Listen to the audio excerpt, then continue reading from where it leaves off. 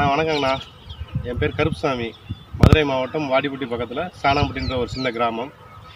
இந்த மல்லிகை பூச்செடிக்கு வந்து இப்போ ரீசெண்டாக வந்து சயனோ பாக்டீரியான்னு சொல்லிட்டு ஒன்றை ஃபீட் பண்ணுறோம். நீர் வழியாக தான் அனுப்புகிறோம். அதை அனுப்புனதுக்கப்புறமா ஒரு 4 நாளில் இந்த செடியெலாம் வந்து பார்த்திங்கன்னா நல்ல ஒரு எஃபெக்ட்டு. செடியை காமிப்போம் பக்கத்தில் வந்து பார்த்திங்கன்னா அரும்பெல்லாம் பார்த்திங்கன்னா நல்ல சூப்பராக வந்திருக்கு பாருங்க வரிசையாக. ஆனால் செடியோட வயசு பார்த்திங்கன்னா வெறும் 7 மாதம்தான். சின்ன செடியிலேயே இயற்கை விவசாயத்திலேயே கொண்டு வந்திருக்கோம். அது பார்த்திங்கன்னா இந்த பஞ்சகாவியா, மீன் அமிலம் இந்த மாதிரி யூஸ் பண்ணி இந்த செடியை கொண்டு வந்திருக்கோம். பாருங்கள் எவ்வளோ அழகாக அரும்பு இடைவிடாமல் வந்திருக்கு அப்படின்ட்டு. ஆனால் இந்த ஒரு வாரத்துக்கு முன்னாடி வரைக்கும் வெறும் செடியாக தான் இருந்தது. அந்த சயனோ பாக்டீரியா யூஸ் பண்ணங்காட்டியும் இந்த செடி வந்து நல்லா அரும்பெடுத்து நல்லா சூப்பராக வந்திருக்கு. அந்த செடியை காமி, எல்லா செடியும் காமி பாருங்கள். சும்மா இருந்த செடி எப்படி துளிர் விடுது பாருங்கள்.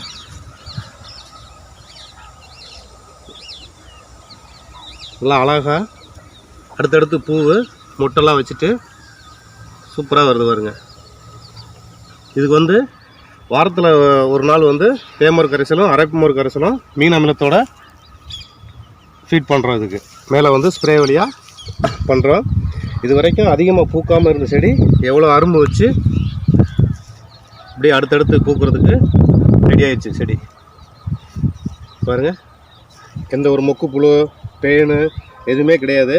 அதுக்கு வந்து மருந்து இதோட அட்வைஸ் வந்து பார்த்திங்கன்னா நாமக்கல் மாவட்டத்தில் என்னோடய நண்பர் வந்து லோகநாதன் சொல்லிவிட்டு அவர்கிட்ட தான் கேட்டு இதை பண்ணுறேன்.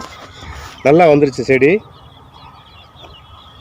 ஒரு 5 வகையான மருந்து வந்து இதுக்கு கொடுத்துருக்கு. அப்படி ஒரே ஒரு டைம் அவர்கிட்ட வாங்கினா போதும்.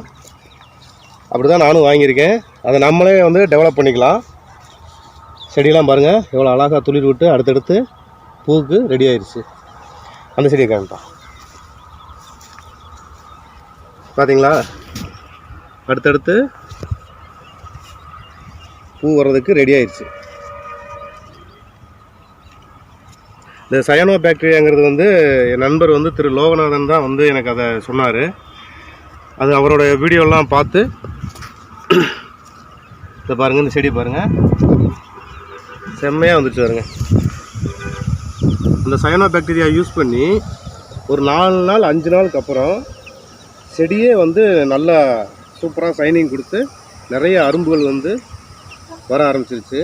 இந்த மண்ணில் இருக்கக்கூடிய சக்திகளை பூரா அது உறிஞ்சி வேறு வழியாக வந்து செடிக்கு வந்து நல்லா ஃபீட் பண்ணியிருக்கு.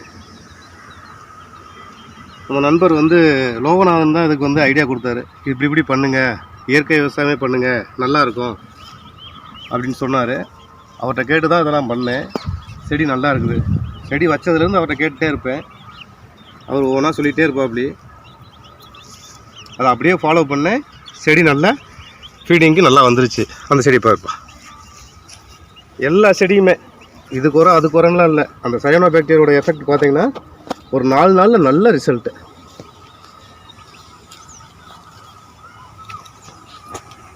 இங்கிட்டு வா, இது பாருங்கள் எவ்வளோ அழகாக இருக்கு பாருங்க. இப்படியே அடுத்தடுத்து அரும்பு வச்சு ஸ்டெப் பை ஸ்டெப்பாக வந்துகிட்டே இருக்குது. இது ஒரு நல்ல எஃபெக்ட்டு சயனோ பாக்டீரியான்ட்டு. அதை ஒரு டைம் அவர்கிட்ட வாங்கியிருக்கேன். இப்போ அதை நானே டெவலப் பண்ணிகிட்ருக்கேன். நல்லாயிருக்கு. இது வரைக்கும் வந்து இப்போ வச்சு இந்த செடி வச்சு 7 மாதம் ஆகுது. ஒரு முறையும் கூட நான் ரசாயனத்தை யூஸ் பண்ணவே இல்லை. எல்லாம் வந்து இயற்கை விவசாயத்தையே பண்ணிடலாம் அப்படின்னு சொல்லிட்டு ஆட்டு எரு, மாட்டு சாணம் இது எல்லாமே காய வச்சு சுற்றி ரவுண்ட் எடுத்து 3 மாதத்துக்கு ஒருக்க கொஞ்சம் கொஞ்சமாக வச்சுட்டு தண்ணி விட்டுக்குவேன். ஆனால் இதை பார்த்தாலுமே 1 வருஷ செடி 2 வருஷ செடிங்கிற மாதிரி சொல்லுவாங்க. ஆனால் இதோட வயசு வந்து வெறும் 7 மாதம்தான். பாருங்கள் இந்த சைடெலாம் எஃபெக்டாக எப்படி எடுத்துருக்கு பாருங்கள்.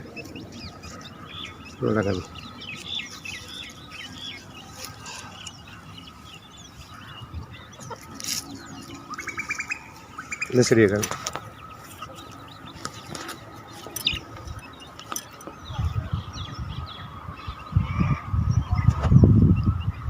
அந்த செடி எல்லா செடியிலையுமே வந்து சூப்பராக வந்து பூ வந்திருக்குது பாருங்கள். பூவை பாருங்கள் எவ்வளோ பெருசுன்னு, சுண்டு விரல் தண்டி இருக்குது. இது நல்ல பூவும் வந்து பார்த்திங்கன்னா காலையில் நல்லா பெருசாக நல்லா வெயிட்டாகவும் இருக்குது. எந்த வித நோய் தாக்குதலும் இல்லை. பாருங்கள் எவ்வளோ அழகாக இருக்குன்னு.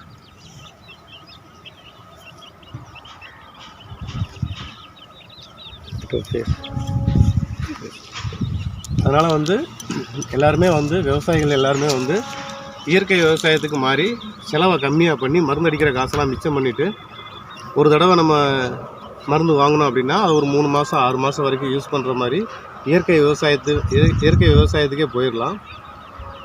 இதை சொல்கிறதுக்காக தான் இந்த வீடியோவை கூட போடுறேன். நன்றி. வணக்கம். இப்போ பார்த்தீங்கன்னா நம்ம ஒரு 8 வருஷத்துக்கு மேலே இங்கே தான் இயற்கை விவசாயம் செஞ்சுக்கிட்டு இருக்கோம்.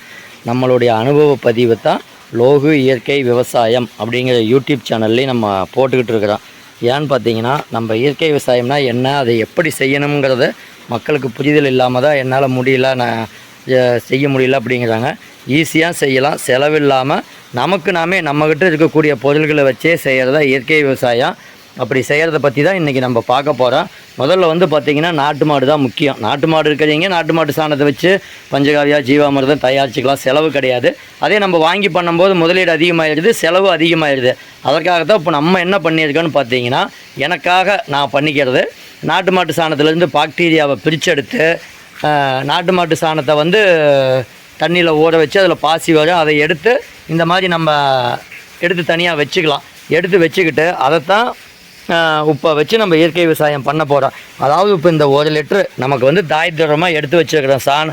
நாட்டு மாட்டு சாணத்துலேருந்து தயாரிச்சதை 200 லிட்ரு பேரில் எடுத்துக்கிட்டோம். அதில் வந்து 2 கிலோ நாட்டு சர்க்கரை அல்லது குண்டு வெல்லம் 2 கிலோ போட்டுக்குங்க. நீங்கள் உடச்சி போட்டுக்குங்க. நான் இங்கே இருக்கிறதுனால அடிக்கடி நான் சுற்றி விட்டுக்குவேன். இந்த மாதிரி உள்ளே போட்டுட்டு இதை வந்து நல்லா கலக்கி விடுங்க. கலக்கி விட்டுட்டு என்ன பண்ணுறீங்கன்னு பார்த்தீங்கன்னா, அடுத்தது இந்த 1 லிட்ரு தாய் திரவம் சாணப்பாசி கரைசல், இந்த 1 லிட்ரு தாய் திரவத்தை உள்ளே ஊற்றுறீங்க. உள்ளே ஊற்றிட்டு நம்ம கலக்கி விட்றோம். என்ன பண்ணோம்னா காலை மாலை 1 வாரத்துக்கு கலக்கி விடணும். மழை வந்ததுன்னா மூடி வச்சிடணும். மழை தண்ணி உள்ளே போகாத அளவுக்கு பார்த்துக்குங்க. அப்போது நம்ம கலக்கி விட்டுட்டு 1 வாரம் கழித்து பார்த்திங்கன்னா நமக்கு காலை மாலை கலக்கி விடும்போது என்ன ஆகுன்னு பார்த்தீங்கன்னா நல்லா நுரை வர ஆரம்பிக்கும். கிளைமேட்டுக்கு தகுந்த மாதிரி தான் நுரை வரும். அப்படியே நுரை வரலைனாலும் ஒன்றும் பிரச்சனை இல்லை. அடுத்தது பார்த்திங்கன்னா இந்த புளிப்பு வாசம் தான் முக்கியம். நம்ம போடக்கூடிய அந்த சாணப்பாசி கரைசல் நாட்டு சர்க்கரை போடுறது அது மல்டிப்ளை ஆகி உணவு எடுத்து வளர பார்த்திங்கன்னா அதில் வந்து புளிப்பு வாசம் வரும், நுரை வரும். நமக்கு மெயினாக புளிப்பு வாசம் வந்தால் போது கலர் மாறு, கிளைமேட்டுக்கு தகுந்த மாதிரி வெள்ளை கலரோ அல்லது மஞ்சள் கலராகவோ மாறு. அப்படி மாறிடுச்சுன்னா அதைத்தான் எடுத்து நம்ம 1 ஏக்கருக்கு பயன்படுத்துகிறோம். 1 ஏக்கருக்கு 2 கிலோ குண்டு வெல்லம் போடுறது மட்டும்தான் செலவு. மீண்டும் இதிலிருந்தே எடுத்து மல்டிப்ளை பண்ணிக்கலாம். இப்போ அடுத்தது பார்த்திங்கன்னா இப்போ மீண்டும் முதல் நாள் எப்படி இருக்குது, 2ஆம் நாள் எப்படி இருக்குதுன்ட்டு நம்ம பார்ப்போம்.